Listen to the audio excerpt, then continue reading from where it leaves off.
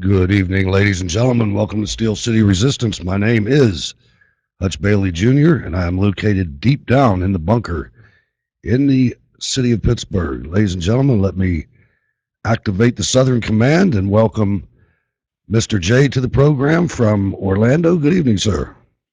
Good evening, Hutch. Thanks. The Southern Command is armed and activated.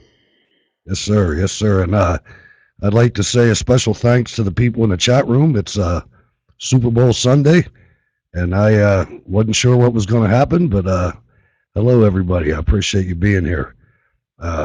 Roy probably doesn't care about the Super Bowl, but anyway, that's impressive, Mr. J. It is. I know Roy is our Canadian friend. He fancies the game of curling, which I really don't understand, but different strokes for different folks up there. Glad he's here, as well as Ogie's dad and to be RK and not to be. And hey, thanks for being here. And a couple visitors that haven't got a Spreecast account yet, but you can do that for free, ladies and gentlemen, and get your. I scared one of them away that quickly. But anyway, before we get into the published material, I had the opportunity to go to the moving pictures this weekend.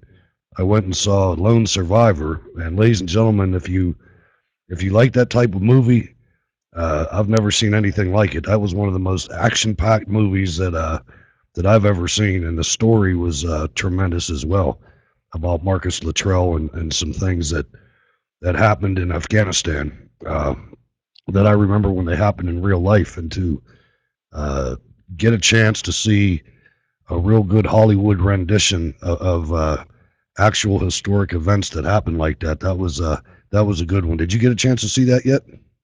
No, I didn't, but I've seen the interviews. He's made the rounds on the talk shows and the Blaze, and the guy strikes me as he's really concerned about the accuracy of the story. Very passionate about it. I can't wait to see it. Yeah, you'll enjoy it. You'll get your money's worth on that one. I normally go to one or two movies a year, and they always have to have some kind of a serious subject matter. And I wasn't disappointed. I have been disappointed in the past. I went to see Munich, and I thought that was a little off the hook. But this one was good. It was better than the other one. I can't remember the name of it. Something about Valor, Act of Valor. It was better than that. That was a good one too.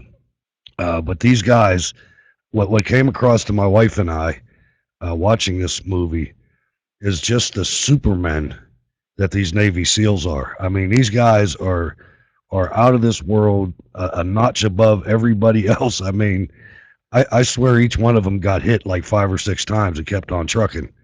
And like I said, it was accurate because Marcus Luttrell made such a point that if he was going to do this, it was going to be done correctly.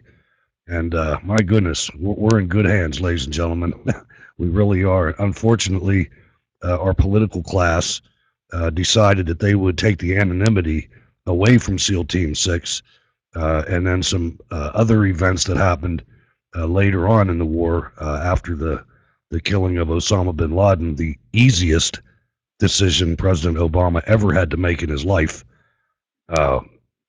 When Joe Biden then outed SEAL Team 6, nobody had even heard of SEAL Team 6 before that. It was always kept under wraps. Nobody ever talked about it. And all of a sudden now it's broadcasted all over the world. And the next thing you know, a CH-47 full of Navy SEALs and others gets shot down in an Operation Extortion 17. So I don't know. It's a shame that we've come to that. We have to politicize everything, but it is what it is. And we have, my main point was, we have some really doggone good Americans out there on the front lines. Absolutely. And I've seen some of the training videos, the ones that they'll show us anyway, of these guys and what they have to go through and how many of them just don't make it and actually get hurt pretty bad, for the effort of it. And they drive these guys like crazy. And the ones that withstand it, it's good to have these guys on your back, I'll tell you what, because the training is horrendous. And they show some of that at the beginning of the film. They show some aspect of everything you just said about how many wash out and Just if you've ever been wet and cold, I think a lot of the training is about being wet and cold to the point where these giants are shivering like little kids, man. But anyway, yeah, go check that out and say a prayer for them. Now, in one of the most bizarre turn of events here, uh, Mayor Bloomberg, ex-Mayor Bloomberg, who is just a boob to me, has been named the United Nations Climate Envoy. Now, I don't know this whole madness about climate change that changed from global warming, which changed from global cooling in the 70s. When are we going to be able to put this thing to bed? There's grown people talking about this like it drives me crazy. Yeah, I know this thing's on life support, and doggone it, if the Secretary General Ban Ki-moon decided to make Bloomberg the envoy for cities and climate change. Now, Bloomberg says he will assist to raise political will and mobilize action among cities to advocate or advance efforts on climate change. I mean, this is a disaster. I mean, we don't need what Bloomberg has in New York City across the United States and around the world. I mean, this guy is a wrecking ball to liberty and freedom. It's just a head shaker. But you know what we got at the UN is a bunch of progressives that are basically trying to take away what it means to be an American. They want to take away our sovereignty and everything, our property, our guns, and they got the right man for the job. Apparently, a real piece of work here. Yeah, they do, and it's really bad. I mean, you've got New York has just become. I feel sorry for the people that live in upstate New York, that live in the good part of New York, because the rest of the state. I mean, between Albany and New York City, with Mario Cuomo and De Blasio and Bloomberg, and it just goes on and on. Nedler and Weiner and these people, Peter King. It doesn't matter what their party is. I mean, these people are whacked out, man. They are seriously uh, letting themselves be governed by tyrants, man. And it's not just there; it's other cities too. I got another chance to check out the documentary that Tom LeDuc helped create, and I'm going to go at a loss for words. I can't remember the title of it, but it was about Detroit being taken down by cronyism and corruption. And the mayors there in the city, the people in the documentary, the think tank folks that know what they're talking about, at the end, they flat out said nothing's going to change. I mean, this same city council, these same people are there, and they honestly believe in their cause. They can't look around and see what's going on. It's unbelievable. But there's mayors like that all over. We have one here in the city of Pittsburgh. I mean, he comes out. He's a brilliant politician.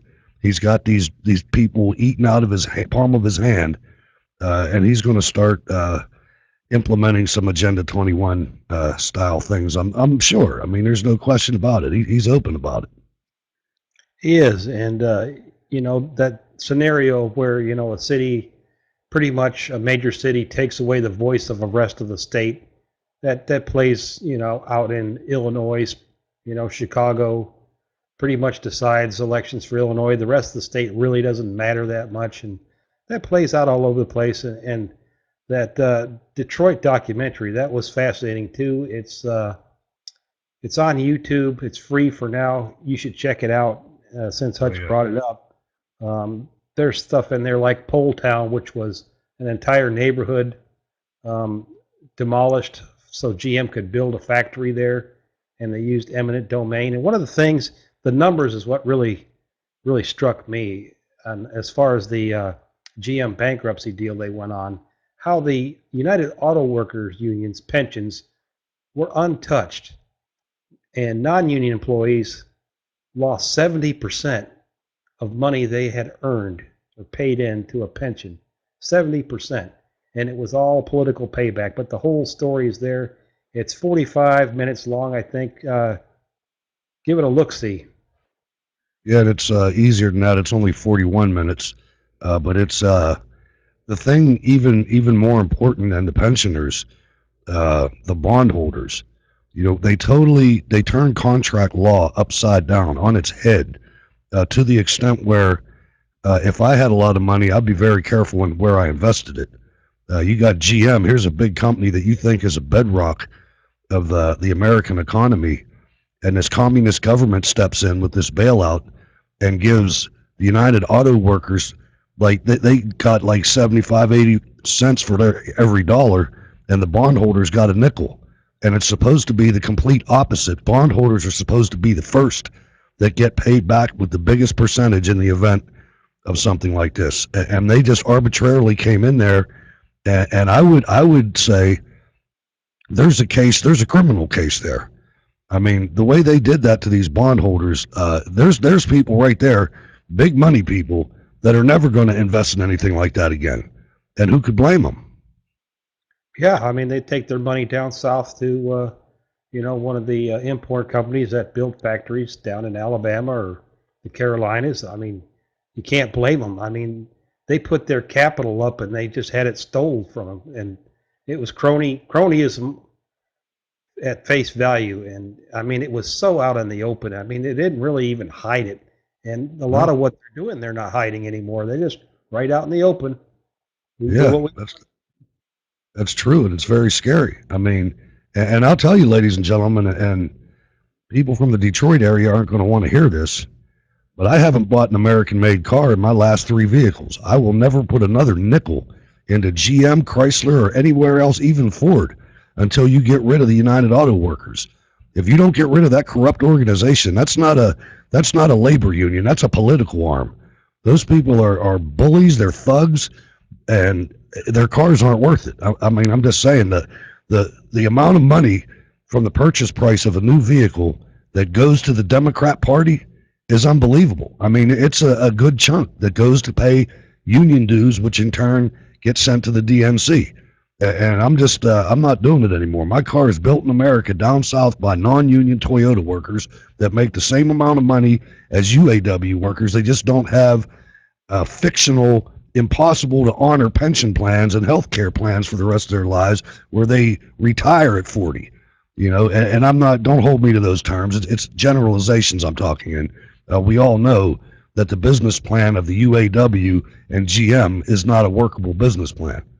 And what should have happened, like they said in the documentary, they should have let them go bankrupt 10 years ago.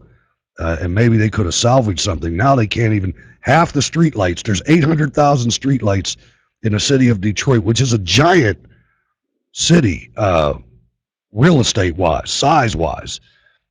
Half of the street lights don't work. So I don't know. It should be so obvious. And I think in the future here, Mr. J, we're going to have to trumpet this because it's the classroom example of what happens when leftists rule and they're not controlled by anything and unions are involved and everything else. Because really, if you look back on the glory days of Detroit, 2 million people lived there, man. It was beautiful. There was just giant skyscrapers, and you look today and it's wow, it's sad. It is. And one thing that really pissed me off was seeing the United Auto Workers, the ones that were laid off, would show up to work and just sit there and get paid. And this didn't go on for weeks. It didn't go on for months. It went on for years. They would just show up, sit down, and get a paycheck. No incentive to go find a job at all. And every time you buy a GM or Chrysler or Ford, you're paying for that. You're paying for that guy to sit down and wait for his shift to go over and go home.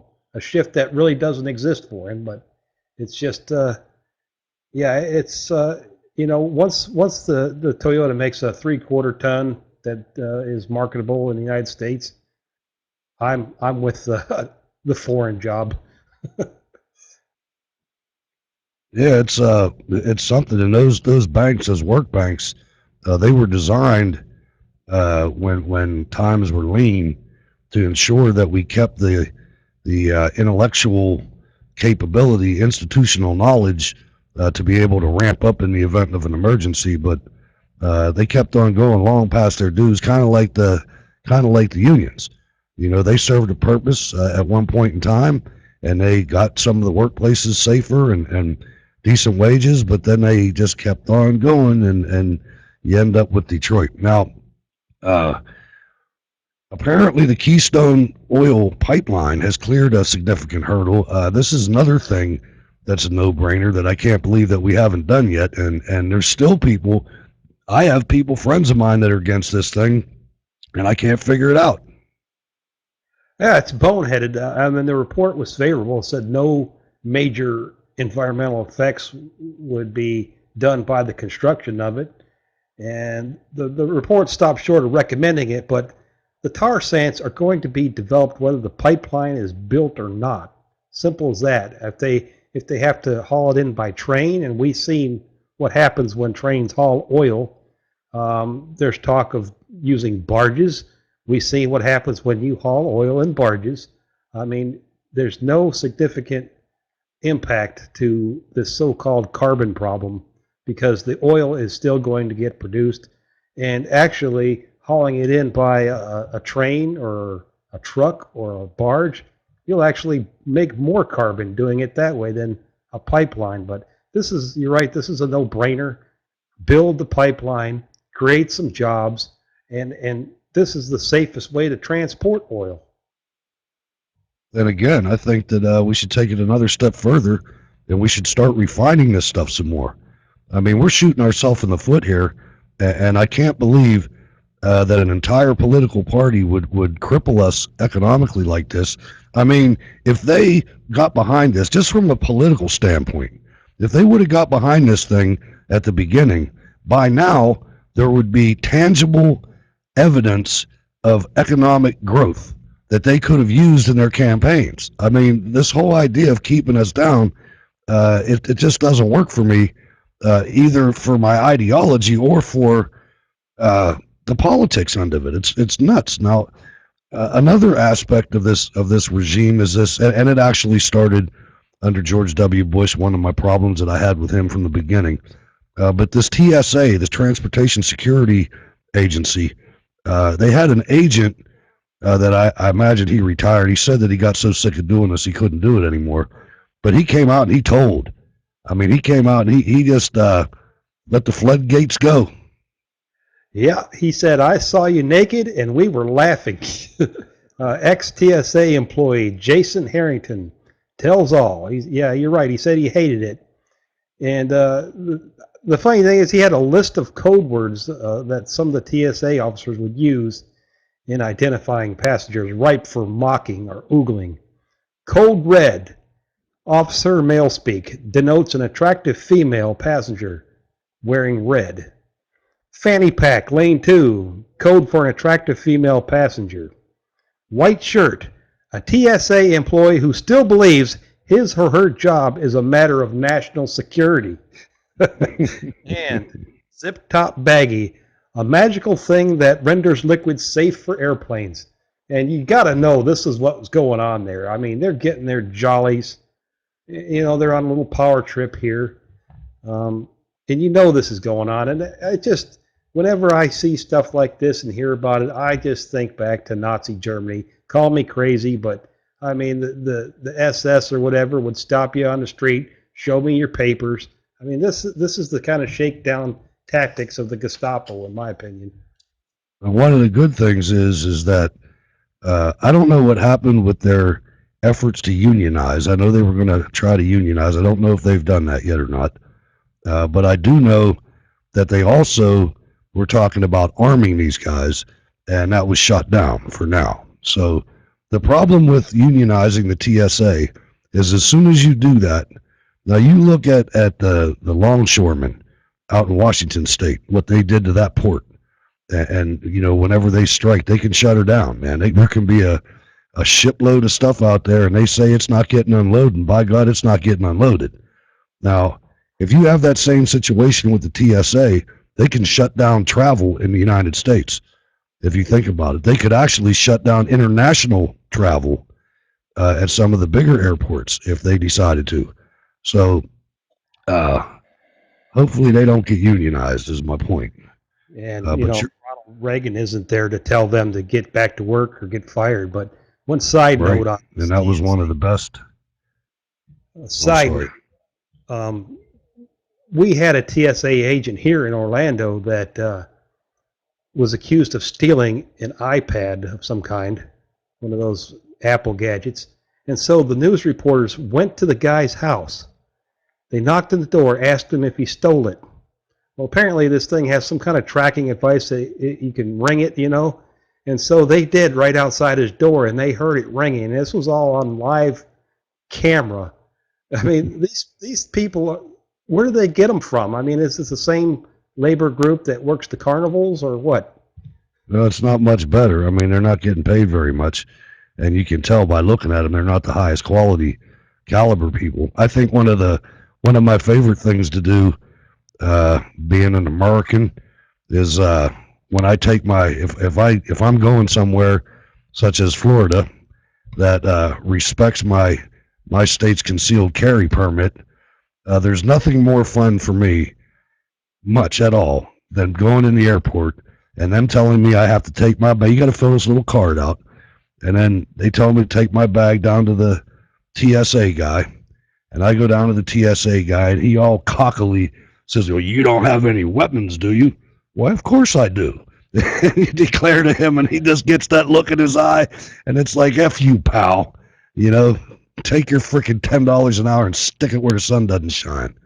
You know, I mean, that's just something that it's fun. You know, I mean, and some of these guys they think they have more juice than what they really have too. I mean, it's something. But yeah, the American people are cowed.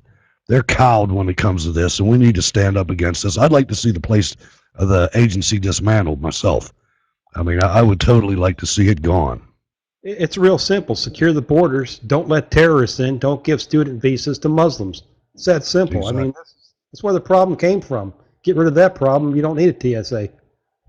That's right. And if you look at the Israeli model, El Al, you profile, but it's not called that.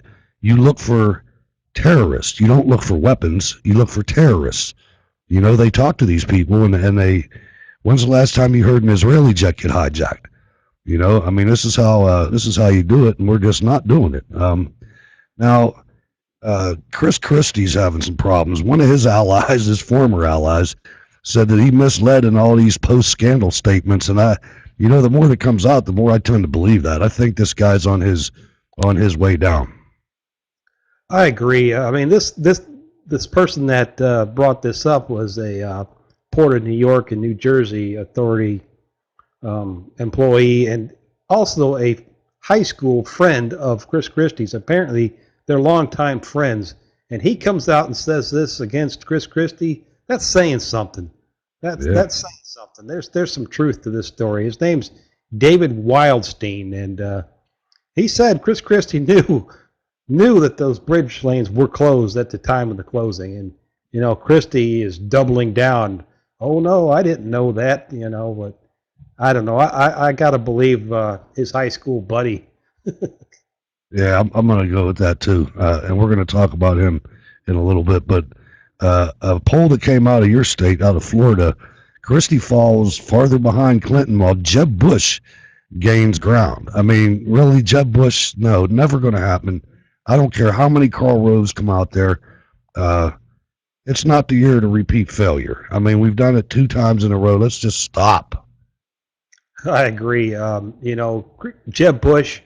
Yeah, he could probably pick Florida off, but the rest of the country, I do not see the guy being able to pick off enough states to win a presidential election. But you know, Chris Christie, they hype him up down here like he even had a shot, and they did the same thing with Rudy Giuliani. He was going to be the front runner in Florida, and he never even made it here. So I don't put too much, you know, in the mainstream media and the establishment pushing a particular candidate on us, and I think they're putting the horse before the cart on Jeb Bush as well. Now, one of the things in this business that's very enjoyable is when you have a viewer or a listener that you don't really interact with that much. As a matter of fact, I can barely, uh, remember this guy when I friended him or whatever, but and that's not your fault, Alan. That's because of all the stuff I'm doing here.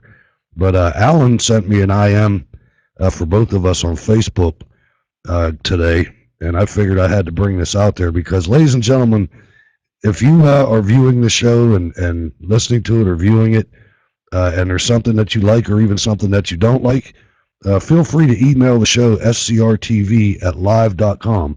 That's scrtv@live.com. We love to hear from you. This is a deficit podcast, which means that we're not making any money. We're spending money. So any bit of feedback that we can get from you, we really appreciate. Now, Alan says, got the reminder, reference Steel City Resistance television tonight. I work with the sheriff's department out here and I'm training new staff. Won't be able to make the show tonight, but wanted you guys to know I support the broadcast. You guys do an amazing job. Well, thank you very much, Alan. It's little things like that that keep us going and keep us broadcasting during Super Bowl 48. Absolutely. Yeah. Thank you, Alan, for the feedback. And we appreciate it, and we do enjoy this. And it's really a mission that Hutch and I have is to get the message out and get the news out that's not being covered correctly in the mainstream media. Yep, that's true. Thanks again, Alan, and thank you, Roy, for that comment in the chat room. Ladies and gentlemen, your weekly Jihad report for January 25th to January 31st. 52 Jihad attacks, 9 Allahu Akbars, 321 dead bodies, 332 critically injured.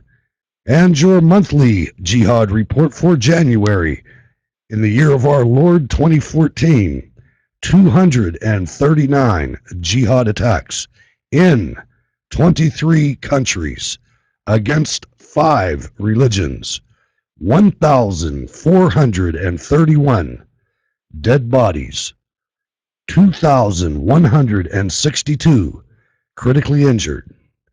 The religion of peace, ladies and gentlemen, one body at a time.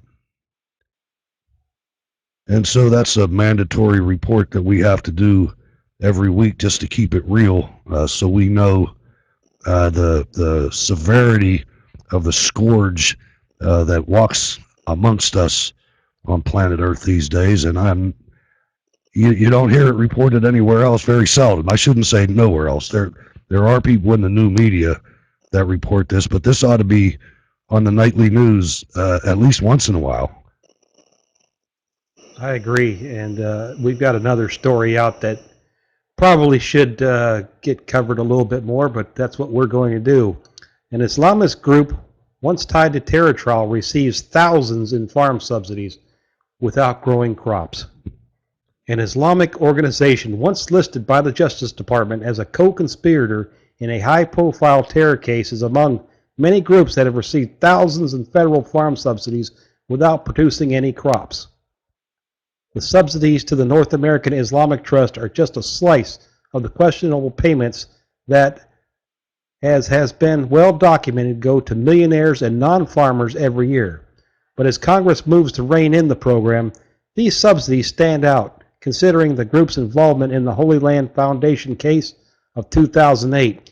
During the trial, the group's farm subsidies stopped, only to be reinstated after a federal judge cleared them. A records show that since 1998, the North American Islamic Trust has received over $10,000 across 34 separate taxpayer-funded programs. Nate's 2 relatively small land plots are tax zoned as agricultural, but they aren't developed.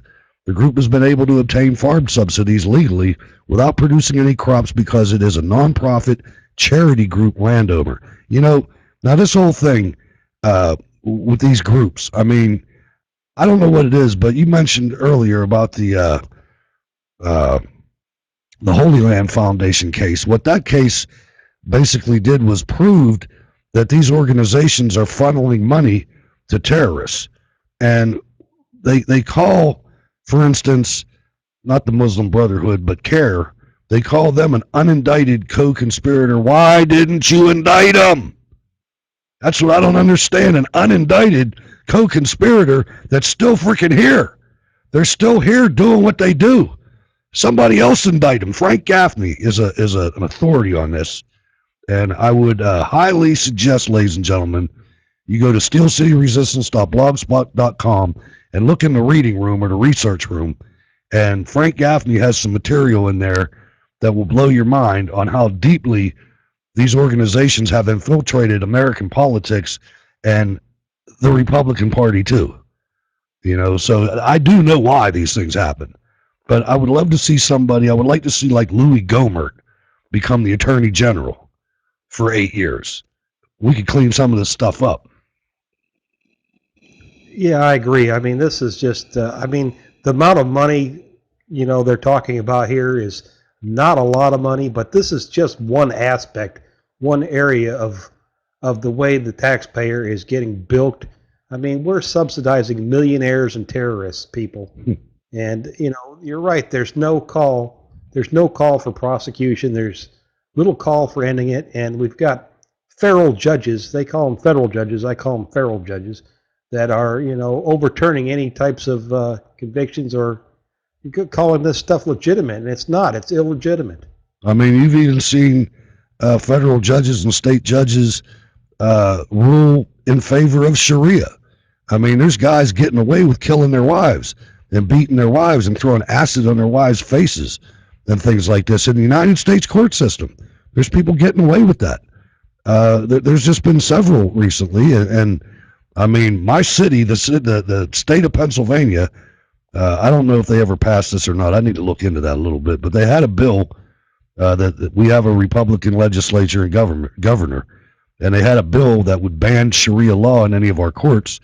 And my city, the city of Pittsburgh City Council, sent a unanimous thing to the state rejecting it, objecting to it and denouncing it. And it's like, are you people stupid, or are you just light pain, or are you Muslim? What's up? It drives me crazy. And I know I've said that twice this episode already, but some of these things, they blow your mind. They really do. Yeah, I mean, we had that same thing happen in Tampa. A judge ruled in favor of Sharia law. A higher judge had to overrule it. But I mean, how do these guys even get on the bench? And I think one of the ways that they've done it, and they did it in this county, they made judicial elections nonpartisan. So it's really hard to get a feel of where their compass is and how they're going to rule. And I think that was a dirty trick that was played upon the electorate to take partisanship out of these judicial elections here. And I'm guessing that's one of the ways to do it. And then the other is appointments, done by Obama and his operatives, of course. Yeah, it's going to take us years to get out of here. One of the reasons for eliminating the filibuster was to do that, was to stack the courts today. He's even said he's doing it. I mean, Obama's even talked about it. So it's going to take us a lot of years to get out of that mess. Now, Pat Buchanan went on record explaining the impact of Republican Party selling its soul to the multinationals, how the GOP lost middle America. Out of the Republican retreat on Maryland's eastern shore comes word that the House leadership is raising a white flag of surrender on immigration. And thank God for that, because I was getting a little worried about that. And I think what we need to do is, as soon as 2014 is over, and I don't know the parliamentary rules, but I would really like to see however many constitutional conservatives get elected in the House. We have got to have a change in leadership in that House. We have got to get these people identified for what they are, to even consider amnesty in our country in this time, this day and age. Somebody's getting paid. Somebody is a prostitute. It's the only explanation. They can't be stupid enough. They can look at the current illegal immigrant population in the United States, and not one of them voted for a Republican. So they can't use that argument. That argument is cover, that these people share our beliefs and they share our bullshit. They come from leftist countries. Yeah, I agree. The article goes on to say the GOP will agree to halt the deportation of 12 million illegal aliens and sign on to blanket amnesty. It only asks that the 12 million not be put on the path to citizenship. Sorry, but losers do not dictate terms. Rich Trumka of the AFL-CIO says amnesty is no longer enough. Illegal aliens must be put on a path to citizenship and given green cards to work and join unions. How about that? Oh, Rich Trumpka. He should have just been a hitman. I mean, he's really, you talk about an ogre, that guy there. I mean, this whole thing with immigration and it being inevitable, and they almost had me fooled. And I should have remembered back to the last time they did this when the Republicans, the decent Republicans, shut it down before. They went into that retreat, and I was scared. I really was. I was worried. I thought it's over, man. They're going to do this. And somehow, I would have liked to have been in the room. They said it was 80-20 against. Anybody who got up to speak, it was 80-20 against. And I hope they use strong language. I hope they raise their voices. I hope they physically threaten the people that were talking about amnesty. It's that important. So anyway, we're going to see how it's going to turn out in the end. But it gives you a little bit more hope about the situation. And we're not really doing the story justice because of time limits, but go to the steelcityresistance.blogspot.com and check out the show notes links page. This story is about 5 pages long, as are some of our other ones. It's always a good place to go to get the entire backstory. Sometimes, I mean, we try to get into the details, but sometimes there's not enough time. I think we do a better job than the mainstream media does. They just go to sound bites, but time is what it is. Now, what do you think killed Boehner's dreams? I think it was probably what I said. I think they probably got out there and somebody started screaming. Yeah, I mean, we're getting so many mixed messages on this.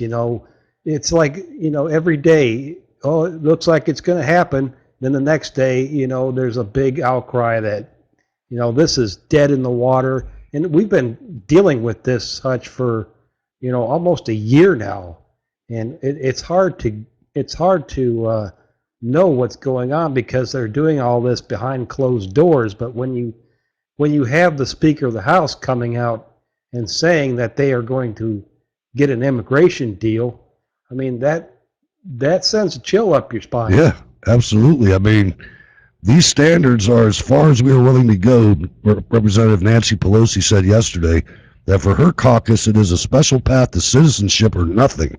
What an arrogant old bag. If Democrats insist on that, then we are not going to get anywhere this year, Boehner told members, according to a source in the room.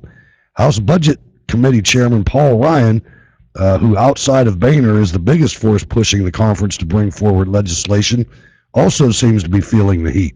As Drudge Report popped with hit after hit against amnesty yesterday, including Boehner with a superimposed sombrero hat and Senator Ted Cruz's warning that immigration reform could doom the GOP in 2014, Ryan came into the Reporters Filing Center here to do an interview with CNN's Jake Tapper.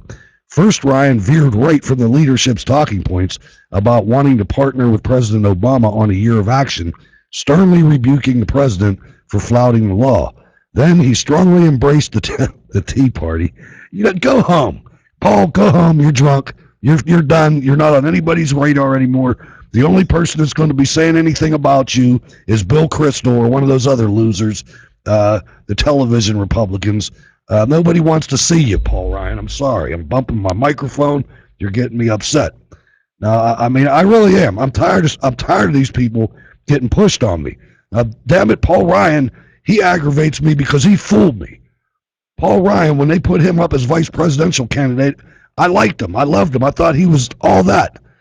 And now he does this. He's like Marco Rubio. I mean, it's unbelievable. Yeah, I mean, we all liked his budget plan when he came out with that had some significant, great points to it. And then he gets on this bandwagon. But as the article shows, the guy just, says what he thinks people want to hear. And it depends how you ask the question on how he'll answer it. But he's just too squishy, and he's definitely not on our side on this one. That's for sure. No, and I'll tell you something to remember when you're having a love affair with Paul Ryan. The only thing Paul Ryan ever did in his entire life was politics. That's all he ever did. He started as an intern with Jack Kemp when he was a kid, and he's been doing it ever since. So the dude is bought and paid for by somebody, and probably, I'm going to say, in the Chamber of Commerce. Somebody in the Chamber of Commerce has gotten to him. He's spoiled, ladies and gentlemen. He's not looking out for you. I agree. I agree, and yeah, he's not on our side, and thank goodness, it's starting to come out now before you know people push him into a higher position. He may have aspirations much higher, and this stuff needs to come out. Sunlight needs to come out on this guy and disinfect it and expose this guy for what he is. Absolutely. And breaking news with 3 minutes and 12 seconds to go in the half, Seattle is up over Denver 22-0. So that's how that's rolling, and that's enough of that. Now, an additional chapter to this immigration thing is the Democrats' strategy to kind of ease the Republicans into this thing. Yes, the White House has crafted an explicit strategy when it comes to dealing with White House or with House Republicans on immigration. Give them space. Senior administration officials say they want to give Republicans as much breathing room as they need to negotiate a bill in their own divided party and then see what materializes. It's a delicate balancing act for Obama, who wants to secure an immigration reform law for his presidency and favors a path to citizenship for the nation's estimated 11 million illegal immigrants. He must negotiate that outcome with House Republican conference that does not trust him, and that worries any law it passes might not be enforced by the president. And imagine that. He already did that in a way. I mean, they restricted the. You listen to the ICE guys; those are the most frustrated guys in government. I mean, they were up there trying to get the Republicans to stop the deal with immigration. I mean, they're the ones that are going to have to deal with the consequences of this, at least on the front lines. Everybody will deal with them before it's said and done. Now, this next piece right here is something. The title of the article of the segment is Christie Abandoned by Conservatives. And what I want to just state right now is Christie was never supported by conservatives. At the very beginning, he was. He was supported by Ann Coulter and some real true conservatives. But he did some things, not even on the national level, that got him off the real conservative radar early on. I mean, this guy's a gun control guy, for one thing. He's appointing Islamists to the bench in New Jersey. New Jersey is the second highest tax state in the country. It's got some of the worst cities in the country as far as violence and also as far as Islamists. Patterson, New Jersey is horrible. That's where Rahman came from, One Eye. But what I wanted to do here is I want to play something for you that goes to, it goes to the people that these articles, these authors call conservatives. And this one in particular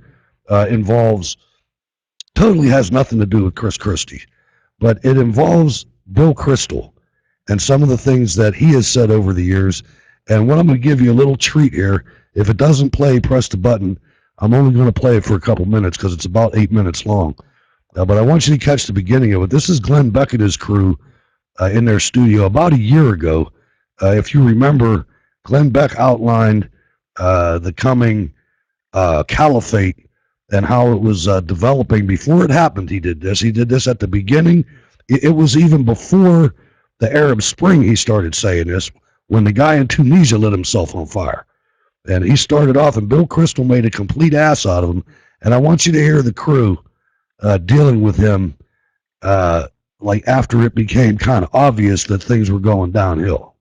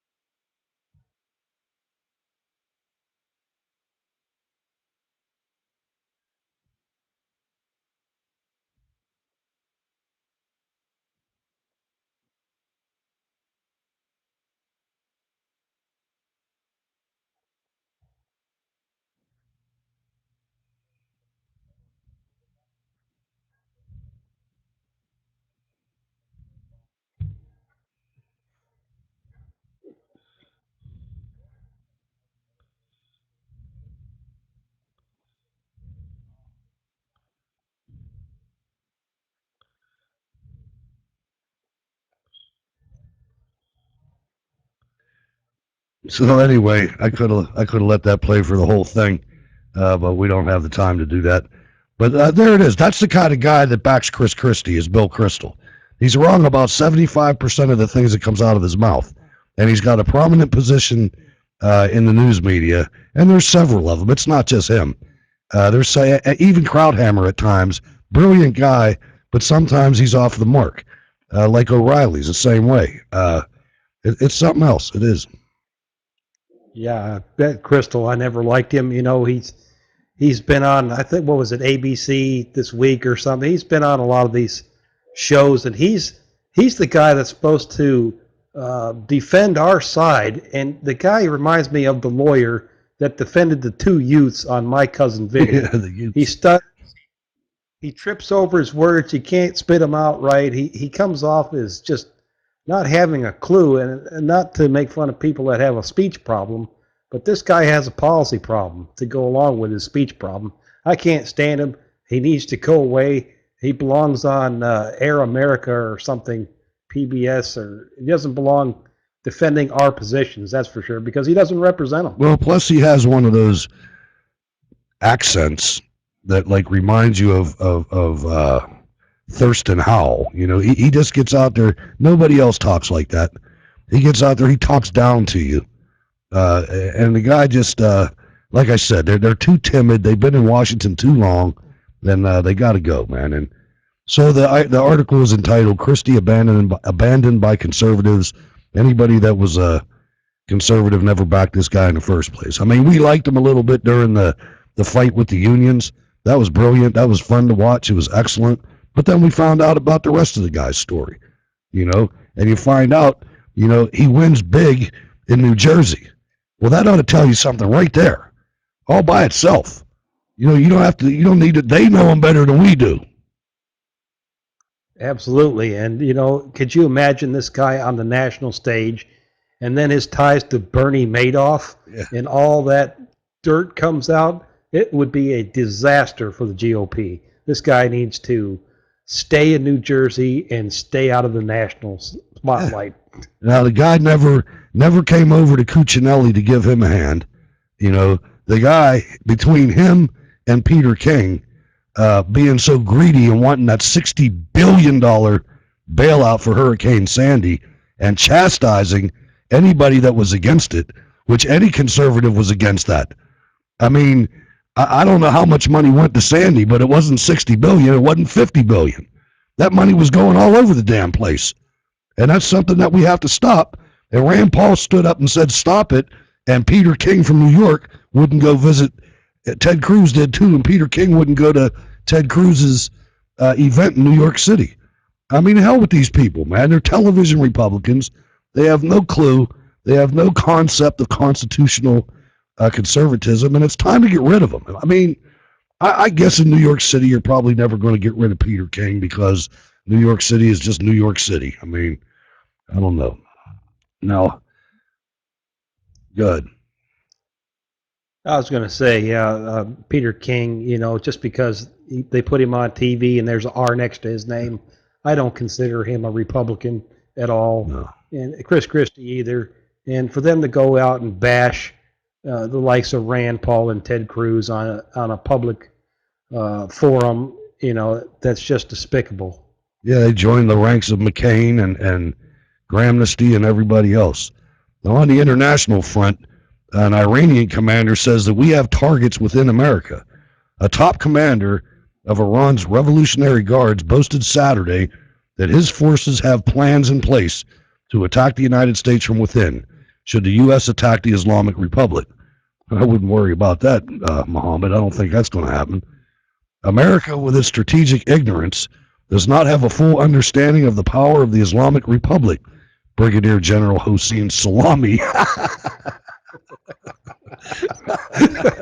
Brigadier General Hossein Salami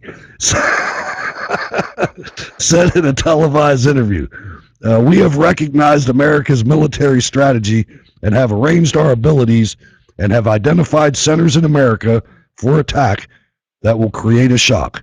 Well, first of all, to have a brigadier general being the spokesman, that's a one-star general.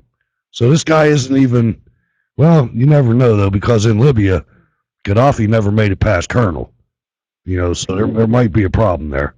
But anyway, I would say just be diligent, ladies and gentlemen. Hopefully, those of you that are able are armed. And if you see any of this thing, I mean, any of this type of thing, you might have to be the front lines yourself. That's the difference between us and you, General Salami.